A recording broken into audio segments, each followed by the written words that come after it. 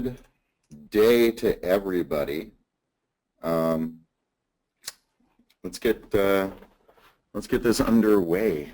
Welcome everyone to this webinar on the new features of BizTalk Server 2016. Before we dive into those features, I want to do just quick introductions here. We're hearing from a number of people here on the QuickLearn Training team.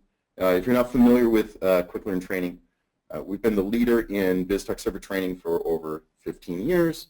We offer the most extensive BizTalk Server training catalog of anybody in the world, and all of our courses are both written and delivered by expert, BizTalk Server developers, and I guess maybe to a lesser degree administrators. On that training team, we've got Nick Howenstein, myself, Rob Calloway, as well as John Calloway. You're going to be hearing a little bit from each one of us today. If you want to follow QuickLearn Training on Twitter, you can find us at QuickLearn Train over there. Now the topic of our discussions today broadly is BizTalk Server 2016 and what's new. And here in our illustration, what we're seeing is the new features since BizTalk Server 2006 R2. And I always like to show this when we're talking about new features because it does a really good job of showing the trajectory of BizTalk Server across the last 10 years or so.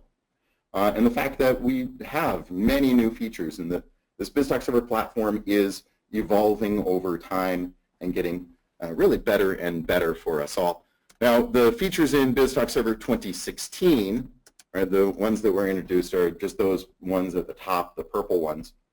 Right? And even that list is probably a little more substantial than we'd be able to cover today. We've only got an hour together.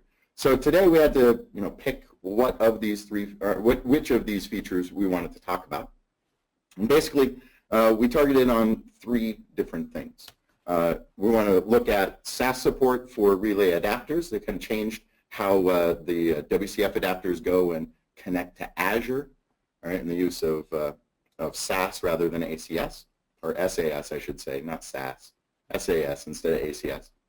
We're going to look at the difference in transformation, the difference in mapping within BizTalk using the XslCompiledTransform rather than the more traditional XslTransform that BizTalk Maps had been using since the start. And then we're going to wrap up with just the enhancements to the management experience inside BizTalk Server. Been some pretty decent improvements there as well. As we're going through these three different topics, if you have any questions, feel free to ask them. Just go ahead and type them into the chat window. And at the end of each one of the topics, we're going to go through and pick out some questions to address here together. Since we've got limited time, we may not get to all of those questions. Any questions that we don't address here and now, they are going to be answered in write-ups that we're going to release about the webinar a little bit later on. So our first section here is looking at that SAS support for the relay adapters in BizTalk Server. I'm going to turn it over to Nick Howenstein and let Nick go ahead and do that. All right. Thank you for that, Rob. You go ahead and toggle the webcam back on there. All right, perfect. So in this section, we're going to be looking at the support for shared access signatures as we're connecting to Relay in Azure. And so that's going to apply to a few of our adapters on the send side, or basically on the client side where we're consuming relays, and some of our adapters as we're actually hosting services within BizTalk Server, and we want to expose those out to the cloud so that clients from wherever they need to connect from can actually connect into our on-premises systems without having to worry about a bunch of firewall configuration. So we'll be looking at that here. And basically, if we're looking at where that's applied, we actually have support for shared access signatures on our basic HTTP relay adapter, our NetTCP relay adapter, both of those for hosting services. So if I wanted to have a receive location in BizTalk that's actually accessible through the cloud, I can actually select those two adapters, either one of those to expose either a relay that's just doing traditional SOAP-style communication at an HTTP endpoint in the cloud versus a NetTCP relay, which is going to use, obviously, that style of communication there. Now, on the client side, I can use the basic HTTP adapter to connect to one of those relays, and I'll have the ability to use shared access signatures for authentication with those relays that are hosted out there, as well as the web HTTP adapter. So if there's a RESTful service that has a relay endpoint, I want to be able to send that kind of token, I can do that there. So why is this a big deal? Why is this a thing that I care about as I'm looking at this new features list? Oh, it's just another type of authentication, not really a big deal, right? Well, I actually looked back because it's been some time since I've been working with Azure. I actually started in that space back in 2008, October 2008, right as was announced at PDC. Got in and kind of started checking out everything there. And one of the services that was around even back then was the Access Control Service, which was a service that did great things. And in fact, I went through the old documentation. I pulled this diagram out just to show some of the cool things it could do, but also as you look at that and you take a step back with kind of a critical eye, you realize the complexity there. So what was ACS providing us in the past? It was giving us identity federation. And that was fantastic. If I had a trusted authentication provider, I wanted to be able to authenticate using credentials from that, map those to claims internally. That was a great solution for that kind of problem. But oftentimes, if I was wanting to do something simple like host a relay, have an on-premises relay that exposes an endpoint to the cloud, I wasn't wanting to necessarily take on all that complexity. And so oftentimes we kind of reduce that to using a shared secret at the end of the day.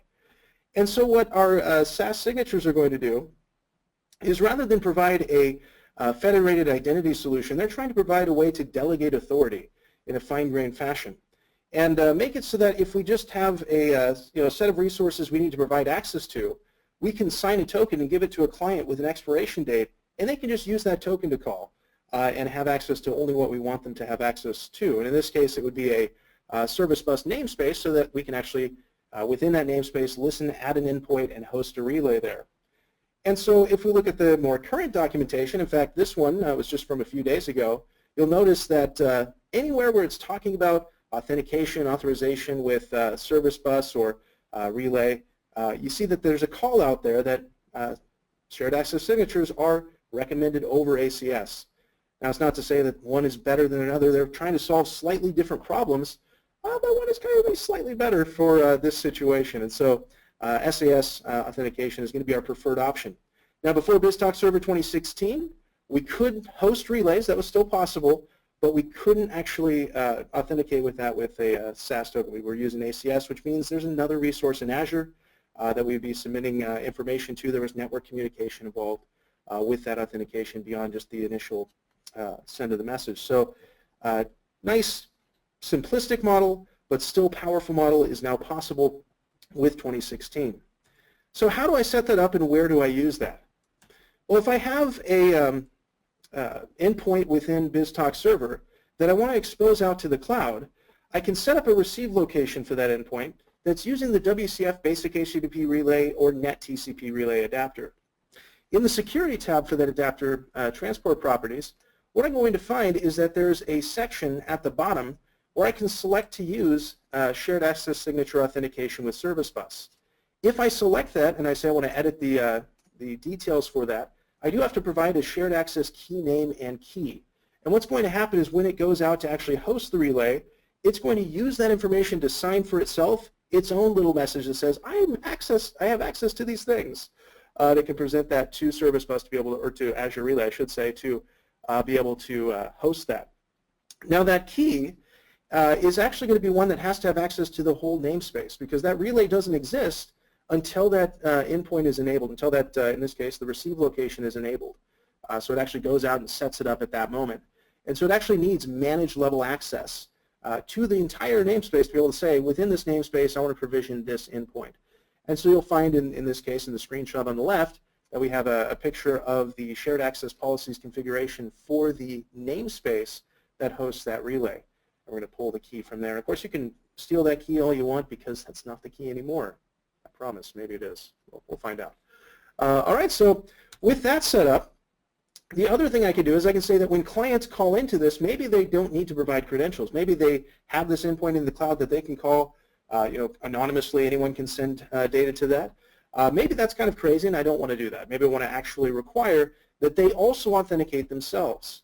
And so on that same security tab, I can say, you know what, I want to make sure that my clients, when they're calling in, they have an access token as well.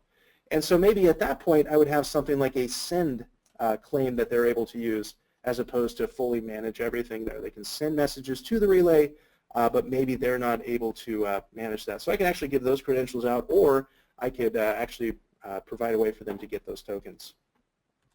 Now at that point, as far as generating the client token to be able to authenticate with that relay, that can be done without additional network communication as long as I have that key.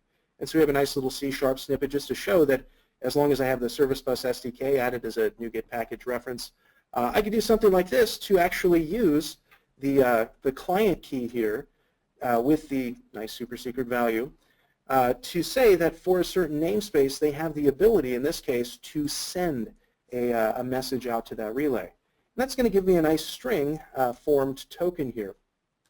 And where that gets used is if we wanted to look at that client communication at that point, is it might look something like this. So they'd be posting out to some endpoint in the cloud. So notice the host here is at servicebus.windows.net.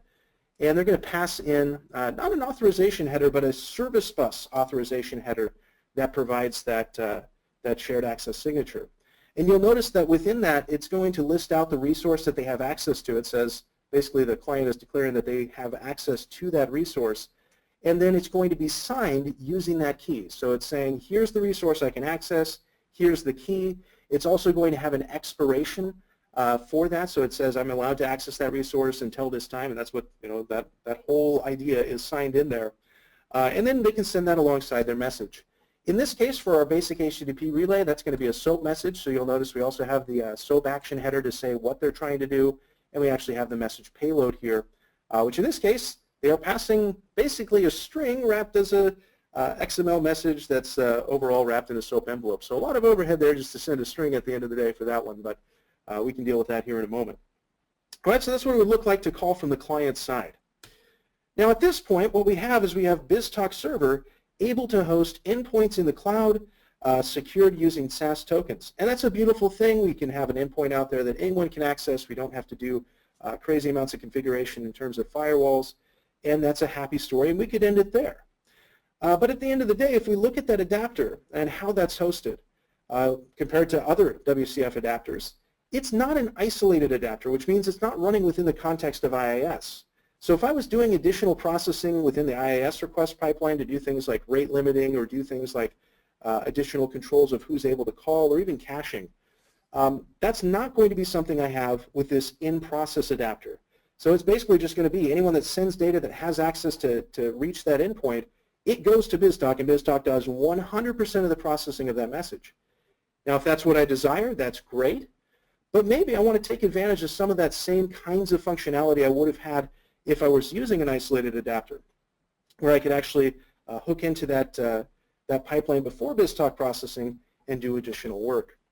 So I was kind of looking at that, and from the cloud perspective, there's actually some nice services in Azure for that as well. So we could actually have that relay potentially called by something like API management. So API management, in a sense, is the client calling into our relay, but then that allows other clients to call it, and as it's doing that, it can do any processing we'd like. So it kind of has its own little pipeline processing for each request, and we call those policies as we're setting up those pipelines. But we could do things like translate from a JSON message, so our clients basically see that service as a just a standard RESTful service, to a SOAP message before we actually send it to the relay. Our relay is still secured with a key and token that basically only API management would know at that point. API management can layer on things like caching. It could do things like rate limiting, and it can even allow multiple users to have different levels of access in terms of the ability to send more requests and different subscription levels there. It also provides a nice portal for us. So if we wanted a larger picture where we have a BizTalk hosted service at the end of the day that's exposed through the cloud but also has additional processing around caching and additional authorization and rate limiting and throttling and all that fun stuff there, we have it. We have all the tools that we need without having to reach too far outside of BizTalk and outside of Azure. So I can put that slide up and it looks really pretty, but does it work and is it real? Can I do all of those fun things using these different tools? Well, I want to show that you can, and I want to show how that is set up and what that looks like. So I'm going to come out here to a virtual machine that I have running over on a server on the other side of the wall. It's definitely not exposed to the larger internet. It is basically an on-premises machine behind the firewall and otherwise not accessible externally. At the moment, I have a receive location set up, which is basically doing a fun little pipeline that just takes in a message and sends it back to the caller. I have a nice map on that port that's going to be translating the message and appending the timestamp for when the message was processed so that we can actually see, if we have caching enabled, for example, that that message had been processed in the past and we're seeing a cached response. So at this point, what I'd like to do is I'm going to configure the actual adapter properties for the WCF basic HTTP relay. And we'll notice on the security tab that we have both the shared access signature enabled for authenticating with the relay to say that we want to be able to set that up. And we're requiring that our clients also pass in that service bus authorization header with the token so that they can actually call into it. So we're not just allowing any old client. So we have both of those settings enabled. Now until I enable this receive location, what I'll find is that the actual endpoint itself doesn't exist. So if I look at my WCF relays for my namespace that I have that set up for, there's nothing out there. The service isn't in existence at the moment. Whenever I enable that adapter, or enable the receive location rather, the adapter actually talks to Azure Relay and it says I have this WCF endpoint I'd like to host, and if I refresh this page, we'll find that that is now lit up. That is a real address that people could actually hit and use if and only if, let me get to the relay settings there, if and only if they actually have the token for that. So we'll notice that we have this service out here, happily named service, and there's one listener, which is my BizTalk Server instance. All right, so that's great. It's a dynamic relay, so we're, again, authorizing at the namespace level, not at the relay level here. So if I want to layer in front of that something like API management, what I could do is I could define the shape of my API within an API management service here, which I've called BizTalk 2016. I could define the operations that I'd like to support. In this case, I have a get message operation, and I can define what I want those requests to look like. And then I can combine input or inbound processing policies and outbound processing policies to translate, transform, apply rate limiting, caching, all that fun stuff. And in this case, what I'm doing is I'm actually setting the service bus authorization header on the inbound. So I'm adding to the message the token we would need to actually access the relay. So the client doesn't know the token. We're applying that here. I'm saying that I want to be able to look up from cache. I'm doing things like changing from get to post.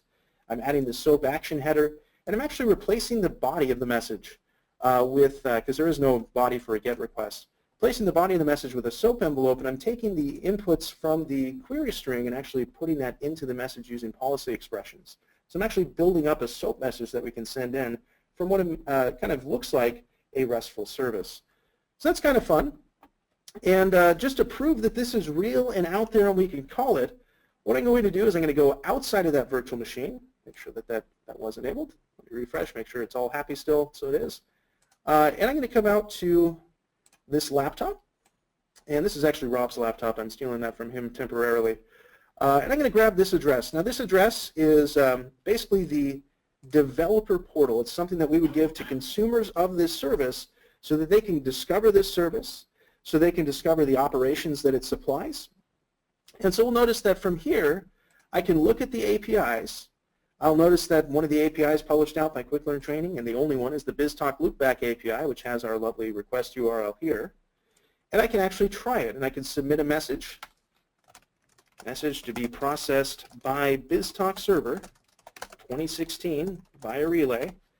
So I can submit a message, and whenever I send that, it goes into API management, gets sent to the relay, and of course BizTalk is on the receiving end of it, and it receives and processes that message, and because it hasn't been sent in a while and I just kind of started everything up, it took a long time. It took about 927 milliseconds. Now notice the timestamp on that, 11/22/21. If I click send again, it takes a little bit less time, and actually that wasn't within the time period for the cache. So let me actually send that a few more times. You'll notice that it stays constant, 11:22:42, 9 millisecond response time, and then it switches over to the cache is invalid again, and we'll be able to see quick responses while the cache is still warm, and then longer responses as it falls out of cache again. So that's allowing us to intercept that message before it gets to BizTalk, figure out if we have a response so that BizTalk only does the processing it needs to do, accesses the systems that it needs to, and then we can actually have API management going in there doing the caching. But overall, API management here is just being a client for our relay. It's using SAS authentication just like BizTalk is using that now that we have that in 2016.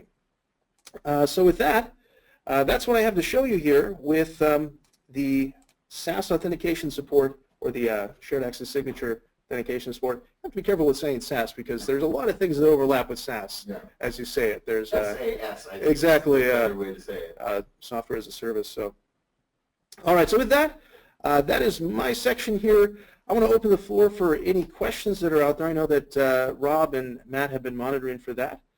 So we have no questions. No questions. So far. All right, no worries. So we can give people a few seconds. Yeah. But I don't know. I did have one question. Sure. What's up? Since give people opportunity to ask something. How long did it take you to set all that up, Nick? Because we're just seeing the end result. Well, for sure. Like that's like a week of your life, right? Yeah, no. No, so the BizTalk side, obviously the communication, the adaptive settings, that's really quick. I mean, that's minutes to set that up. Figuring out what I wanted the message to be and what I actually wanted to show there, that took a while, but actually setting that up was I don't know, like probably less than an hour to build out the pipeline and to set up the message and make that do what I wanted it to do. My longer time investment there was on the API management side of setting up the policies to do what I wanted to do, and that was a bit of an experimentation to figure out what I wanted. But I can include some of those details when I do the write-up of this, so happy to talk about all the little snags and fun things that we encountered along the way. Okay. So it looks like we've got a couple of questions here.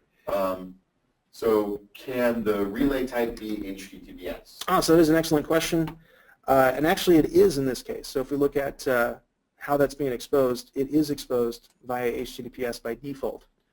So, so I guess maybe the question might be, can it not be HTTPS? because it is HTTPS by default. But. All right. So yeah, and in Azure it also shows up as HTTPS. So as I'm making the call, you'll notice in the back end where API management is actually sending that through, it is reaching an HTTPS endpoint there. I think you might be asking about the API management front end. Right, so the API management front end, let's see, do we still have that tab open over here? I think I closed it. Yeah. You can actually see the full request on this side, so you'll notice that even there, the API management front end is HTTPS, so it's HTTPS all the way through. All the way through. Another one, this is a general question, will the PowerPoint be available after the call? I believe so. Yeah, so we're going to be packaging together all the resources. The PowerPoint and recording of the whole webinar will be available later. Any concerns around throughput or latency? If it was concerning, if I'm looking at the numbers and it's not what I want it to be, obviously yes. And there's different places we can optimize that, right? So that we could look at, is it processing within BizTalk that I need to optimize? Is it my own network connection out to the internet?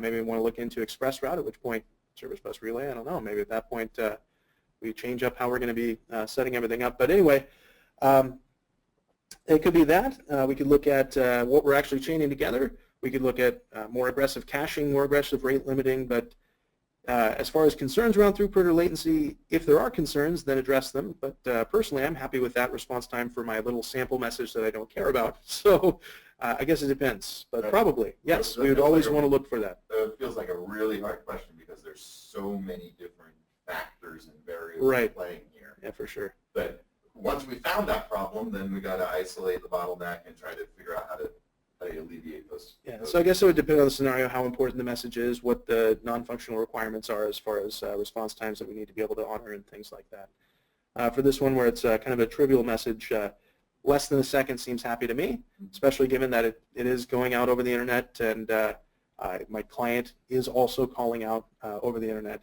If it was, within the same organization, application to application, within my enterprise, and I was seeing, latency is that high, I would be a little bit concerned. But if it's at this point, some external organization to my organization over the internet, already there's going to be an understanding that there is some latency there. So that's the kind of scenario that this would be designed for anyways, a place where we do have that external communication need.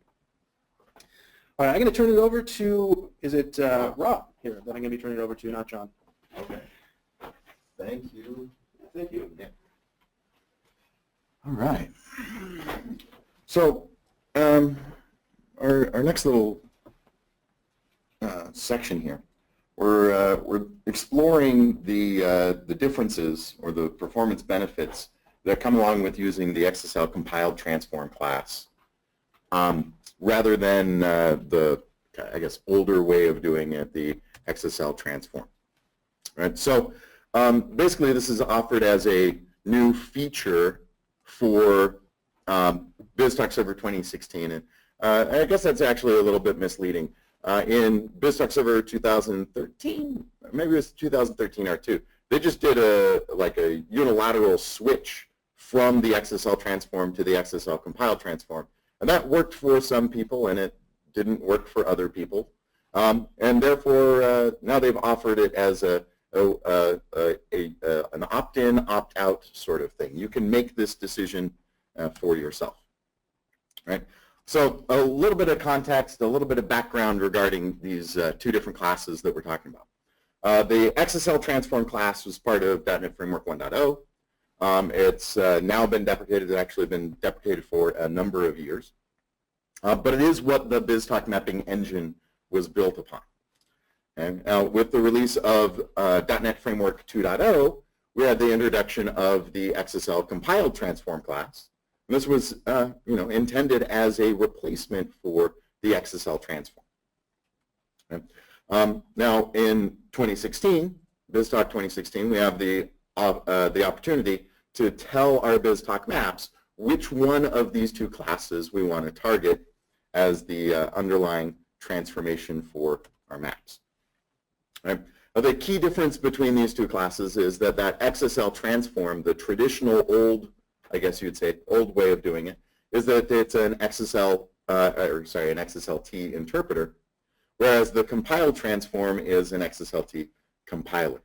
Right. Now, in simple terms, what that basically ends up meaning is that the XslTransform class is reading that XslT or that style sheet or whatever the case may be, and it's executing it like it's the first time that it's ever seen it, every single time that it runs. Right? Whereas the compiled transform is looking at that XslT or that style sheet, and it's compiling it and then running from that compiled code.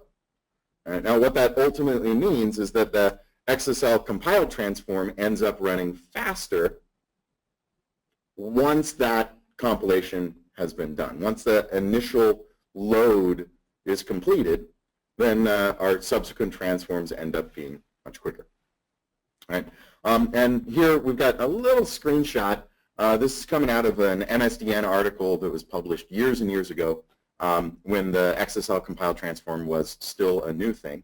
But it's showing a very simple .NET application that was just running these transformations. We see our load time for the XslTransform is about 90 milliseconds, whereas the compiled transform is like 880 milliseconds. Right? But we see from there, our transformation times, right, end up being quite different. Right? The transformation for the compiled transform ends up being a lot faster than the transform for the XslTransform. And on subsequent executions, that's just the first transform. On subsequent executions, I mean, the difference between 75 milliseconds and 2 milliseconds is pretty big. Right? That's where our real performance gains lie. Okay? So, this is all just straight up .NET. Right? What does this mean for our BizTalk maps? Okay? Well, like we said, you have the opportunity to choose which of these transform classes you want to use. The way that you do that is you go into your BizTalk map, you hit the map grid And then over in the properties, there's a new property for BizTalk Server 2016 that is the Use XslTransform property. Right? By default, that is set to true, which means by default you are using the old XslTransform class. If I change that to false, I'm going to use the XslCompiledTransform instead. So making that change, I mean, that's a trivial change. That's no effort at all. Okay. I was thinking, you know, talking to you guys today, like doing a demo showing you this, that's not going to be very exciting at all. Right. What I thought was maybe a little bit more exciting was trying to assess or measure what kind of difference there actually is in the XslTransform versus the compiled transform. Right. And to do this, I designed a simple test. I ran the test, so you're not going to sit here watching me submit a bunch of messages and then, you know, measure performance counters and garbage like that. That's, again, kind of boring demos. At least today, here and now, we don't have time to go into a lot of detail there. So I designed a simple test. I ran a series of tests. And my test basically lays out like this. All right, I created a map that has about 60 functoids in it. I wanted it to be a non-trivial map. So we're doing quite a bit of work inside that map. And then I created a copy of that map, and I configured one to use the XslCompiledTransform, where the other uses the just regular XslTransform. Right. From there, I built and deployed my project, and then lastly, created a BizTalk application where I'm basically just receiving the message, routing that message to a send port, and it's within that send port that I was executing the map. No orchestration or anything like that. And then for my submission, I built out a batch file that simply grabs a bunch of files and drops them in the in folder for BizTalk to eat. No real big deal. Very simple thing, probably the sort of thing that we've all done at one point in our BizTalk lives. Right? So I ran this test, and well, this is what my results look like. I ended up averaging everything out, making it really easy. Oh, I failed to mention one of the tests that I was running the whole time was what happens when I don't have a map at all. And I'm looking at these results, and it just doesn't make sense. Like, how in the world is not running a map? How is that worse? And not just a little bit worse, but like twice as bad as doing the compile transform. Like, that doesn't make any sense. How is doing less work costing me 2 times as much? Okay. So I'm looking at all this, and it doesn't make sense. The compiled transform is taking longer on average than the XslTransform. Right? And, you know, I understood that, you know, the real performance gains with that compiled transform was when, you know, everything gets loaded, right? It gets faster. It's faster once everything is loaded. So I thought, oh, well, I'll take this, and I'll do the most reasonable thing. I'll throw more at BizTalk. Right? Once it's loaded, maybe I didn't load it hard enough, right? It's not cached quite enough, right? And I increased my message load by a factor of 10. So instead of submitting 100 messages, I throw 1,000 messages at BizTalk. And really, not surprisingly, that didn't fix the problems at all. Right? I mean, this really just made everything worse. On average, those send port instances were taking about 3 times longer to run. Right, and that is an important thing. We're measuring the duration of the send port, right? Not just simply the map. Right? Anyway, things are taking 3 times longer to run here. Still, obviously, something isn't right because all of the things that I know about what the difference between compiled and non-compiled are supposed to be, right? They're just not being borne out. So I did the next most reasonable thing. I didn't increase by another factor of 10. That would be just insane. I went and I asked Nick. And I said, hey, Nick, tell me why this doesn't work because I'm stumped. And Nick said, did you look at throttling? And my response was, well, Not, of course I looked at throttling, but like, oh, of course I should have looked at throttling. As a matter of fact, in my performance counters, I could clearly see that rate-based throttling was being enacted, was triggering for both the receive port as well as the send ports. Right? So I went through, disabled all of that rate-based throttling, just said, no BizTalk, you just do what you do and throttle not at all. And I ran my test again. 1,000 messages, throw them in the in folder with no throttling at all. And things started looking a little bit better. Right? Somehow the map is, or sorry, the no map option is still the worst. But at least, like our one small win here is that that compiled transform is running the fastest. It's a small win, but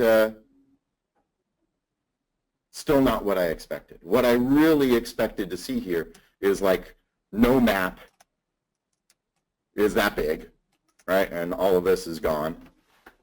Like that's the kind of bar graph I was expecting to see.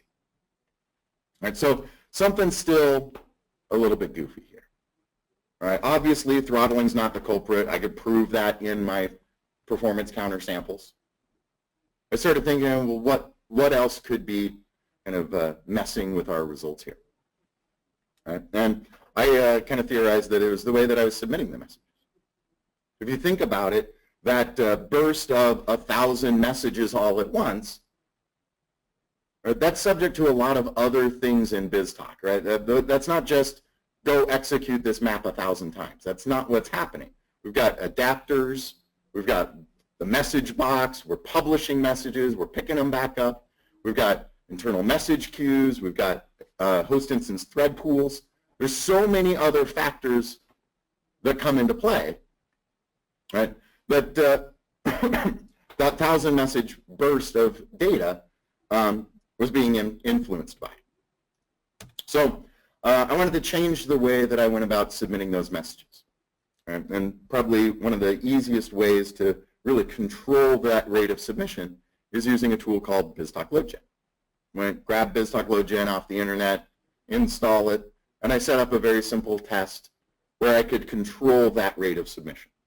And instead of throwing 1,000 messages all of BizTalk throwing 1,000 messages at BizTalk all at once, I instead set up LoadGen to say, let's submit 1,000 messages, but let's do that at a rate of 10 messages per second. And once I'm submitting at that rate, and I'm not running into all of those other influencing factors, I'm finally seeing the sort of results that I expected all along. No map, 16 milliseconds. Compile transform, 21 milliseconds. XslTransform, 29 milliseconds. On average across the 1,000 instances.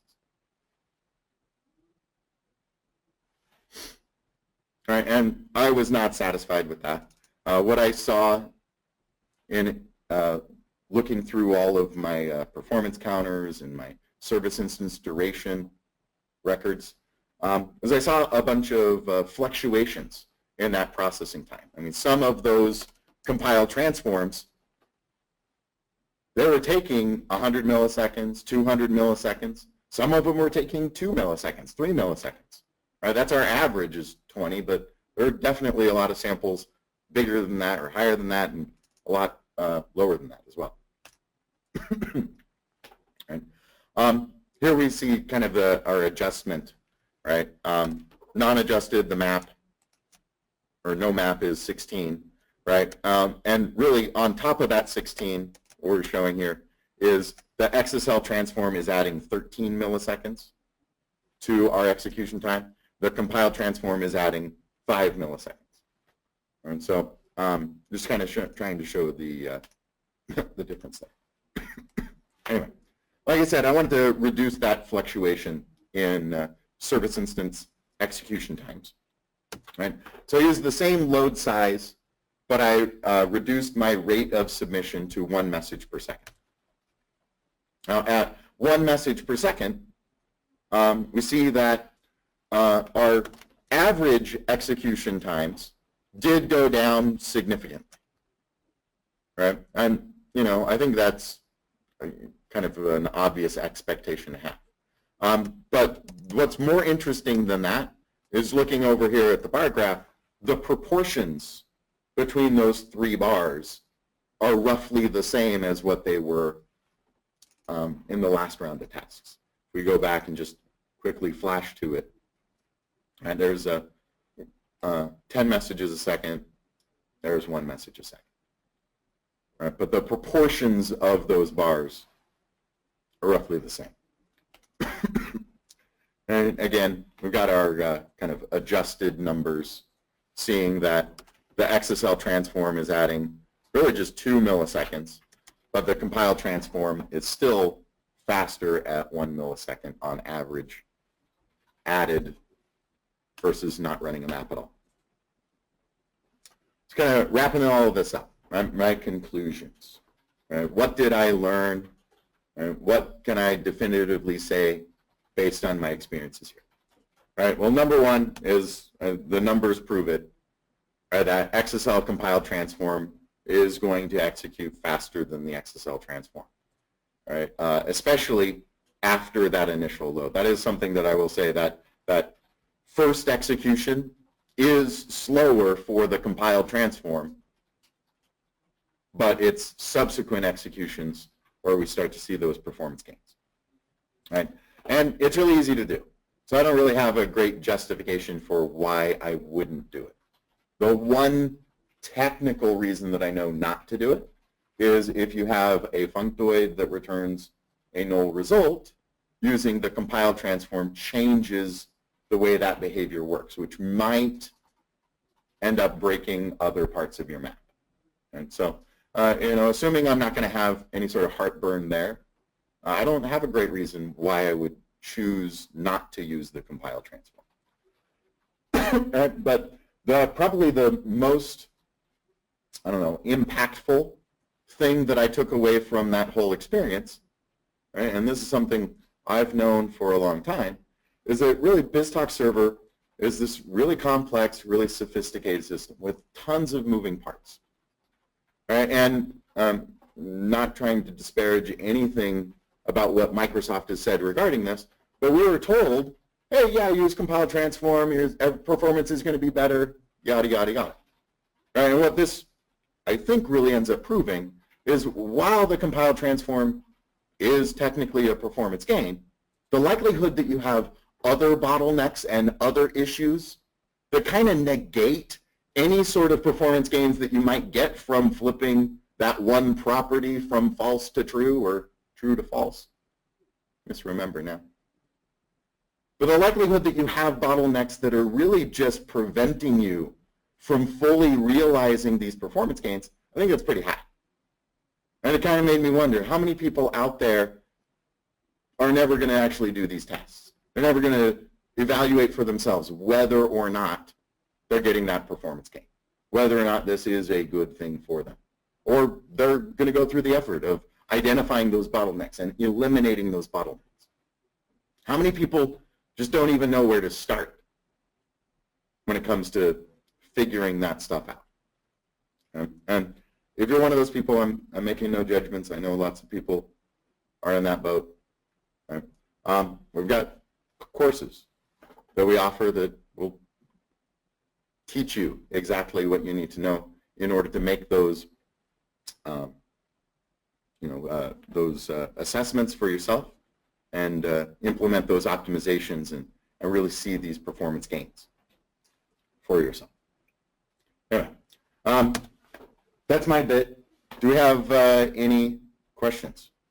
Nick? Yeah, so one of the questions, I'd answered it in chat as well, but question that maybe other people might have too, why wouldn't we use the XslCompiledTransform? In other words, when would I decide to turn that off?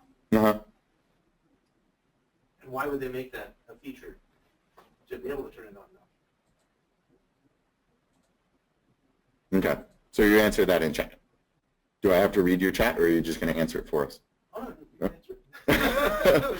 Right. Well, I mean, I said it when we were talking. The functoids returning null results, right? The behavior is different, and if you have other functoids that's chaining into, that are expecting the XslTransform behavior for null result, then that could end up breaking those subsequent functoids and you know, really just require redesign of map, I guess. That's really the one big justification, and I think that's probably not a very common use case. I got another question for you. Okay.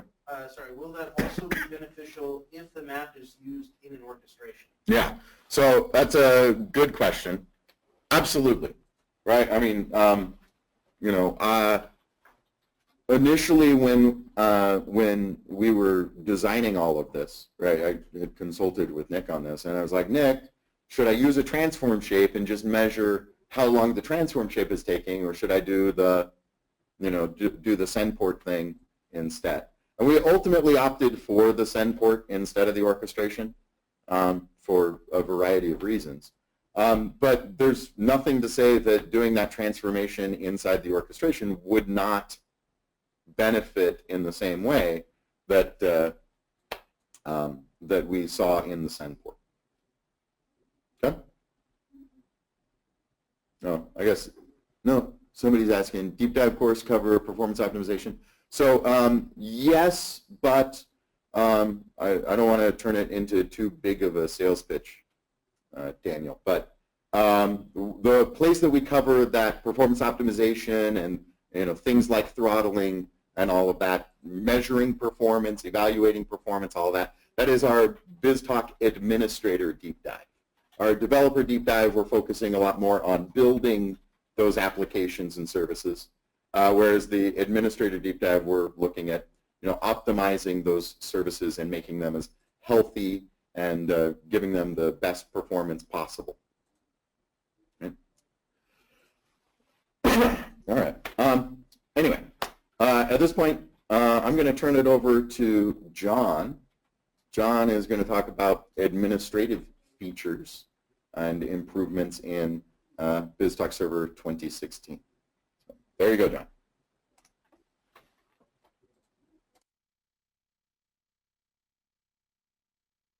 John, you need to unmute your microphone. Well, that would help a lot. Good morning, everybody, or good evening, whatever the time may be in your time zone. Rob and Nick have spent some time showing you some kind of the sexy developer parts of BizTalk 2016, some of the new features that were added there. I'm going to take just a few minutes here and talk about improvements to the administration tools within BizTalk 2016. The first thing that I would point out would be an improvement to BizTalk Health Monitor. Now, if you aren't currently using BizTalk Health Monitor in your environment, I should probably ask you why, because it's a great tool. Once I install BizTalk Health Monitor, it basically can become the replacement for my admin console, because as we can see here, it has the admin console, it has the event viewer, but we also have the BizTalk Health Monitor tool built into there as well. Now, Health Monitor has been around since BizTalk 2013 R2, and it can be installed whether I'm using BizTalk 2010, clear up through BizTalk 2016. So it's been backported for those previous versions as well. The new feature that was added with 2016 with version 4 here is the ability to do a continuous monitoring. So that we've had a option for health check type of profile where I maybe run this once a day or once a week, and it tells me what the general health of my environment is. This allows me to configure a service that runs continuously, or I can configure a schedule that runs from time to time. So basically will be able to notify me via email of database growth problems, send ports or host instances that have been stopped or restarted and those kinds of things. So this gives me something that I can be doing constantly and get that much more interactive notification when things are going on. So if you haven't installed BizTalk Health Monitor, it's not installed by default. You have to explicitly go and get it and turn it on. Then you definitely should do that. The rest of the changes are improvements to the BizTalk admin console itself. So we now have a search text box on all of the artifact containers. So basically this allows me to search for any object by its class name. So let's go ahead and switch over here for a second and get over to my server here. And oops. Why is that not displaying? There we go. No? So are you guys able to see my computer at this point? Finally? There now? Okay, great. Not sure why that was not working, but there we go. All right, so I'm going to come in here, and I'm using the BizTalk Health Monitor version here, as we can see. I'm going to come into my BizTalk admin console.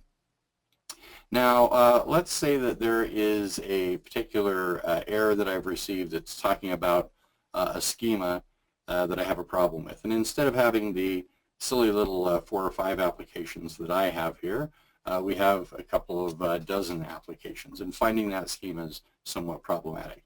So I'm going to come over here to the All Artifacts container, and we're going to come and click on schemas. Now, we have this, this column with root name, and it might be very useful to be able to search based on the root node name. We're actually only able to search on the name of the namespace, right? We can only search on this column effectively. So let's come in here and let's say that we want to do a search for disasters.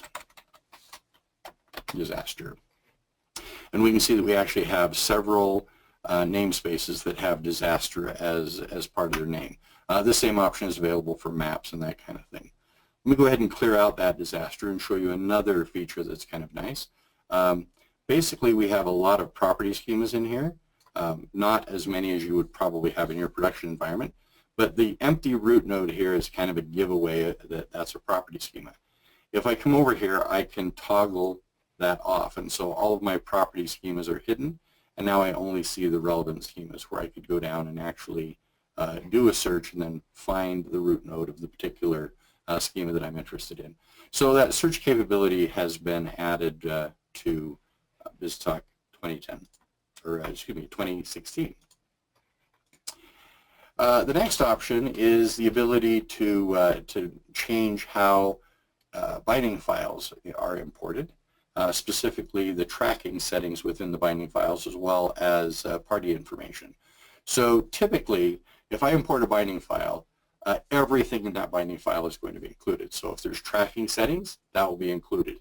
If that binding file had party information in it, then that would be included as well. So the two checkboxes are import tracking settings and exclude parties. And you can see the default settings here. Which matches the pre-2016 characteristic of how binding files would normally work.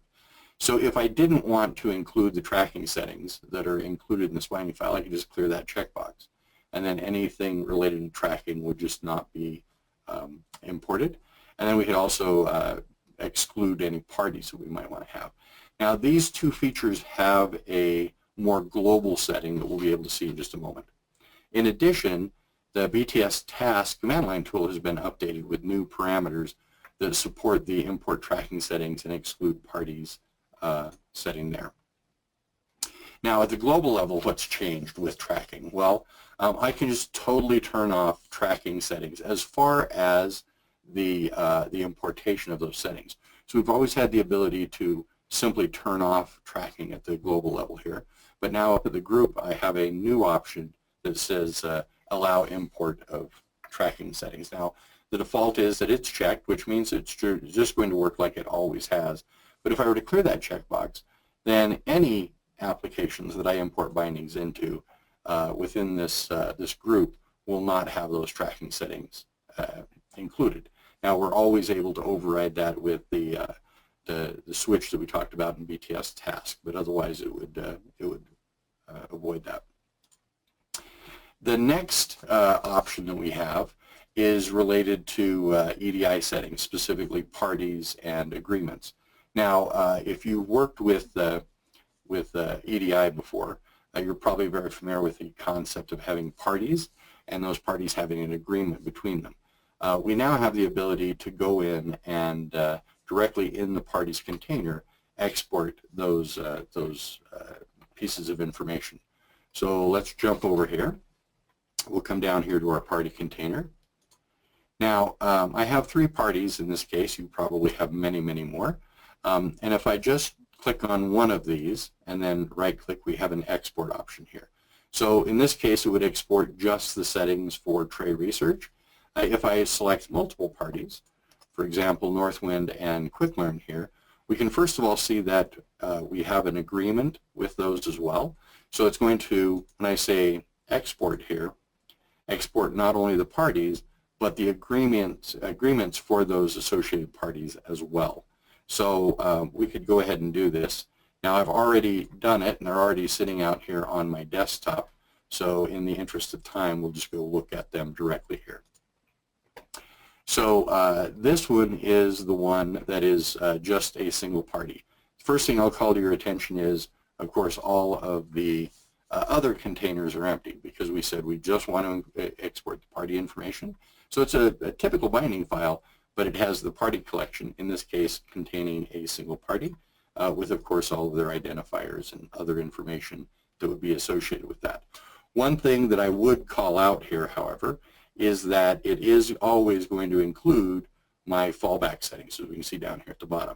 So if I didn't want to include those fallback settings when I import those bindings, I would want to edit that binding file and delete out that EDI Global Properties section before I imported it. If we look at the binding file, it included 2 parties. Here we have our business profile for QuickLearn Training, and we have a second one down here for Northwind, and down at the bottom we can see the agreement. Now I actually have the agreement completely collapsed up, but we can see that it is an agreement between those 2 parties that we had selected. And then, of course, we have the entire agreement in there. So there we go. We see that we can now work with the parties directly rather than just being limited to doing it when it's part of a binding file for an application. Another setting that we have is the ability now to set the properties for multiple hosts and host instances. So I'm not going to demo this. We're running very short on time here. But basically, if you select multiple instances of a host, or multiple hosts for that matter, when you right-click, you can go to the Settings dashboard, and you'll now be able to set all of the properties for all of the instances of a given host, for example. So this makes them much easier to manage those kinds of things. So quick little wrap up there on the admin tools. If we have any questions, I'd be happy to field those, either on what I talked about, or we could also address them to Nick and Rob. Nick, were there any questions in the chat window? It looks like no. So. All right. Well, I'll go ahead and turn it back over to you then, Rob, to go ahead and wrap up. All right. Cool. So then, yeah, just wrapping up. I want to thank everybody for coming and joining us today. I've got just a couple of calls to action here. One is, we are planning future webinars. We hope that you will join us for those. Our cadence on that is going to be about once every quarter. So look forward to that in the next few months. Furthermore, for this webinar and what we did today, we do have a little survey. If you could, just take a couple of minutes, go fill that out. I think it's like 10 questions or so. Oh, like 8 questions. Right, so shouldn't take very long, but that does give us an opportunity to know whether or not this was valuable to you. That's important to us, but also give us a little bit of direction as to what other kind of topics you'd like to hear about in the next one. This webinar, the recording, full thing, is going to be available on our YouTube channel. You can find us at youtube.com/therealQuickLearn. We've got the webinar will be up probably by the end of the day tomorrow, and we've got a bunch of other things out there as well. And then last but not least, we mentioned, of course, that we are first and foremost a training company. And if you or anyone you know has a need for, for BizTalk Server training, we really do hope that that will be your first choice. As I said earlier, we've got training for developers and administrators of many different skill and experience levels. So go ahead and check that out. Nick touched a tiny bit on services in Azure. We also have a course looking at how to build integration applications using those Azure services. Really, no BizTalk Server at all in that course. It's really 100% Azure and using those services for integration. Anyway, that's about it. I don't think I have anything more to say. Again, thank you very much for joining us. Oh, Nick? Question, Jeff. When will the new BizTalk 2016 training be available? Oh, new training. So we have, we're transitioning from our 2013 R2 training right now. Our developer immersion class, the kind of beginner developer class, that's the first one that we're offering as 2016. So that is pretty well locked down.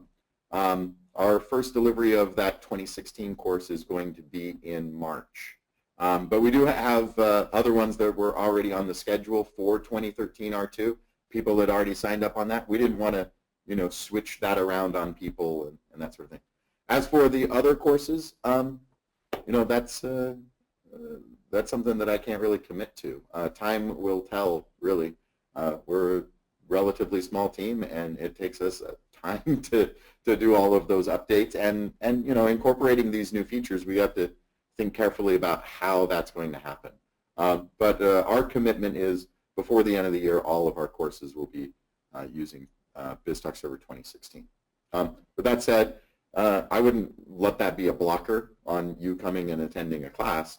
Really, the differences between 2016 and 2013 R2 are minimal. And we all know about what those differences are. Spinning up a 2016 image and demoing some of those features, that's something that is really pretty trivial for us. So